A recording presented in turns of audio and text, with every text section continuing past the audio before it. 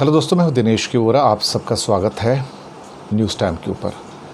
पाकिस्तान के साथ शांति की बातचीत बहुत चल रही है, लेकिन बिजनेस स्टैंडर्ड के अंदर शेखर गुप्ता का एक आर्टिकल, उन्होंने कहा कि पाकिस्तान के जो आर्मी जनरल हैं बाजवा साहब, उन्होंने एक इस्लामाबाद के अंदर एक सिक्योरिटी डायलॉग के अंदर 13 मिनट का जो भाषण दिया, उस पर दरअसल देखा जाए तो फर्स्ट रिएक्शन होगी इंडिया में या पाकिस्तान में अजीब सी होगी, लेकिन उन्होंने एक ख़ास बात कही कि हमें अपने पास्ट को बरी कर देना चाहिए और एक नई शुरुआत करनी चाहिए। ऐसे वर्ड्स कभी भी आर्मी जनरल्स ने कभी कहे नहीं हैं और कुछ ना कुछ नया हो रहा है। अभी जो इन्फॉर्मेशन जो है हमारे पास इस आर्टिकल से बाहर की बात करें तो कहीं ना कहीं यूनाइटेड अरब एमिरेट्स का पीछे से मीडिएटर का रोल कंफर्म हो गया है। शायद उन्होंने ही प्रेशराइज़ किया होगा इंडिया और पाकिस्तान को कि come to the talk table and have a dialogue. अभी कहीं ना कहीं देखा जाए तो कुछ ना कुछ तो आपस में जो बर्फ़ जमी हुई है वो टूटनी तो चाहिए। अब कारण कुछ भी हो, लेकिन आर्टिकल भी इम्पॉर्टेंट है। ख़ास तौर से आज की डेट में बमबारी करके, कारपेट बॉम्बिंग करके कोई समस्या सुलझती तो है नहीं, थोड़ा बहुत कामयाबियाँ मिल जाती हैं। अब जैसे कि अमेरिका ने भी अफ़गानिस्तान के अंदर बड़े हिस्से में बमबारी की और कहा कि उसको हम स्टोन एज में पहुंचा देंगे, लेकिन अल्टीमेटली अमेरिका ही हार कर अफ़गानिस्तान से बाहर जाएगा और जाने की तैयारी में भी है। पहले रशिया भी गया था। कौमें बर्बाद नहीं होती हैं, मुल्क भी बर्बाद नहीं होते, भले ही आप कारपेट बॉम्बिंग कर लीजिए, जहाँ मर्जी कर लीजिए। अब शेखर गुप्ता कहते हैं कि उनकी मुलाकात जनरल वीपी मलिक से हुई थी कुछ टाइम पहले, और कारगिल के टाइम पे वो भारतीय सेना के जनरल थे। तो उन्होंने कहा कि आज की तारीख में पीओके, पाकिस्तान ऑक्युपाइड कश्मीर और अक्साई चिन आप आर्मी की पावर से हासिल नहीं कर सकते। अब ये कोई एस्ट्रोलॉजर नहीं है जो ये बोल रहे हैं, ये आर्मी के जनरल बोल रहे हैं जो पहले रहे हैं।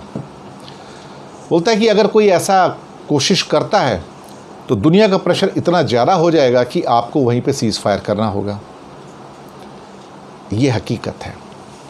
कभी कभी हम कहते हैं कि हम पीओके हासिल कर लेंगे, अक्साई चिन हासिल कर लेंगे, लेकिन ये बातें किताबी ज़्यादा हैं, हकीकत की कम है। और वो कहते हैं कि आगे हुआ क्या होगा। कोई तो ऐसा तो हुआ नहीं कि मतलब दो DGMO, director general of military operation India और पाकिस्तान के, उन्होंने कहा कि चलो जी हम सुबह उठते हैं और चलो अब गोलीबारी बंद कर देते हैं, तो इससे ज़्यादा कुछ है नहीं। ऐसे काम नहीं होते ना, ऐसे ऑपरेशंस नहीं होते दो देशों के बीच में। ये शेखर गुप्ता कहते हैं। उन्होंने कहा कि जो टीवी चैनल्स हैं उनको मसाला मिल जाता है, लेकिन वो मसाला, रेटोरिक्स, बड़ी बड़ी बातें, पाकिस्तान अब तेरी आ गई, पाकिस्तान तो ये कर देंगे, चाइना का काल आ गया, चाइना अब नहीं बच पाएगा। अब ये चीज़ें जो होती हैं ना, ये सारी एक क्या कहते हैं ना, ख्याली पुलाव जैसे। अपना माल बेचना है टीवी के ऊपर तो लोग ऐसा करते हैं। ये बेहूदगी है, देखा जाए तो बदतमीज़ी है ये, चाहे वो इधर के टीवी चैनल वाले करें या उधर के करें, है बदतमीज़ी। ये पत्रकारिता नहीं है, ये जर्नलिज्म नहीं है, देखा जाए तो जनरल बाजवा का जब भाषण आया था तो उससे पहले कुछ ना कुछ पर्दे के पीछे चल रहा है। कई ऐसे स्ट्रैटेजिस्ट हैं जहाँ से इस बात के इंडिकेशंस भी आ रहे थे। अब इसका अंदाज़ा क्या लगाया जाए? क्या जो पास्ट है उसको इंडिया भुला दे और पाकिस्तान भी भुला दे, या इंडिया भुला दे और पाकिस्तान नुकसान पहुंचाता रहे? ये भी नहीं हो सकता।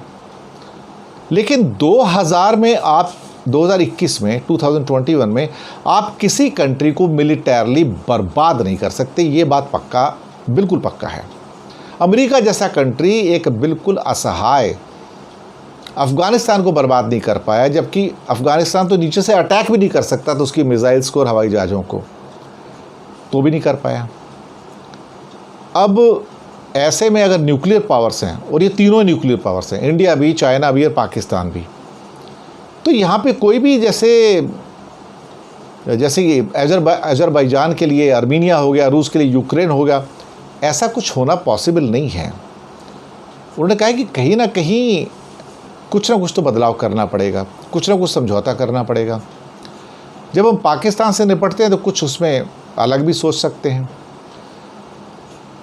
क्या हम जब ये बात करते हैं कि ठेठ पंजाबी लहजे में कि सीमा के दोनों ओर जो हैं लोग हैं वो तो एक जैसे ही हैं और उनके दिमाग भी एक जैसे हैं, फ़र्क इतना है कि इस साइड में थोड़े सिख और हिंदू ज़्यादा हैं, उस साइड में मुसलमान ज़्यादा हैं। अब किया क्या जाए, यहाँ से आगे जाने का रास्ता क्या होता है? कश्मीर का जिक्र तो आता ही आता है बीच में। अब हमारे रिश्तों में जो प्रोग्रेस है इस बात पे डिपेंड करेगा कि कश्मीर में किस हद तक बेहतर माहौल बन सकता है। अब इन कंडीशंस के अंदर या तो दो कंट्री बैठें बात करें। अब यह सुनने में आया कि जो एनवॉयज़ एम्बेसडर्स हैं वो वापस अभी नियुक्त हो जाएंगे, अपॉइंट हो जाएंगे और वो पाकिस्तान के एम्बेसडर इंडिया आएंगे और इंडिया के एम्बेसडर पाकिस्तान जाएंगे। इस बात का फैसला होने जा रहा है, ये नेक्स्ट स्टेप है एक्चुअली। अभी देखते हैं कि उन्हें बाजवा साहब को भी एक अभी मजबूत इंडिया तो नज़र आ ही रहा है, खैर इसमें तो कोई शक ही नहीं है। और वेस्ट में पाकिस्तान के लिए ईरान और अफ़गानिस्तान की बहुत कॉम्प्लिकेटेड सिचुएशन है। तो यहाँ में अब कुछ ना कुछ तो ऐसा करना पड़ेगा, चाहे बाजवा हो, इमरान खान हो, पाकिस्तान पूरा हो, कि भाई कुछ ऐसा हो कि जहाँ कुछ कंस्ट्रक्टिव हो, पॉजिटिव हो। अगर नफ़रत के साथ आगे चलना है तो फिर कब तक चल पाओगे? खाड़ी देशों में भी नफ़रत होती है लेकिन फिर वो इकट्ठे मिल जाते हैं। ना तो पड़ोसी बदल सकते हो, ना मकान बदल सकते हो। तो अभी मोदी सरकार अपना नज़रिया जो है वो छिपा कर रख रही है, क्योंकि पाकिस्तान के भरोसे उसको वोट मिलते हैं। और अगर ये पता लग जाए कि सरकार अब पाकिस्तान के ख़िलाफ़ कुछ नहीं उल्टा सीधा बोलेगी और टीवी चैनल्स भी कुछ नहीं बोलेंगे, तो मोदी जी को वोट कहाँ से मिलेंगे? अभी आपने नोट किया होगा कि अभी जो इलेक्शंस हो रहे हैं बंगाल में, असम में या साउथ इंडियन स्टेट्स में, पांडिचेरी है, तमिलनाडु है, केरला है, इसमें पाकिस्तान का कहीं जिक्र नहीं है। अब प्राइम मिनिस्टर जो पहले हर जगह पे पाकिस्तान का जिक्र करते थे, आजकल जिक्र नहीं करते, अमित शाह भी नहीं करते हैं। तो अब इसको एनकैश करना इतना आसान नहीं होगा। पाकिस्तान को अब एनकैश नहीं किया जा सकता क्योंकि बातचीत बंद हो गई है ना अभी। यानी कि ये पठानकोट, उड़ी, पुलवामा, गलवान, बालाघाट, अब ये दोबारा इनकी चर्चे नहीं हो रहे यहाँ पर। और चाइना के बारे में तो मोदी जी नाम भी नहीं लेते हैं। वो तो पता नहीं क्या उनको खौफ है, उनको डर है इस बात का कि शी जिनपिंग की तो बात छोड़ो, चाइना का ही नाम नहीं लेते वो। आप सोच सकते हो कि मतलब हालात कैसे हो सकते हैं कि इंसान अंदर से कैसा होता है, कैसा सोचता है। भारत की जनता एक तरह से बेवकूफ़ बन गई, कुछ ऐप बैन हो गए और पीछे से इंडिया पूरा व्यापार करता रहा, इंपोर्ट भी करता रहा। इस साल सुना और इंपोर्ट बढ़ गए हैं वहाँ से। अब बेवकूफ़ कौन बना? वो हम लोग बेवकूफ़ बने हैं साहब। जनता जो है हिंदुस्तान की, कभी बालाघाट के नाम से वोट दे आते हैं, कभी पुलवामा के नाम से वोट दे आते हैं, कभी चाइना को करके कहीं और वोट दे के आते हैं। लेकिन इस बार तो ना चाइना पिक्चर में, ना पाकिस्तान पिक्चर में है। खैर कोई बात नहीं, अब जो आगे होगा देखा जाएगा।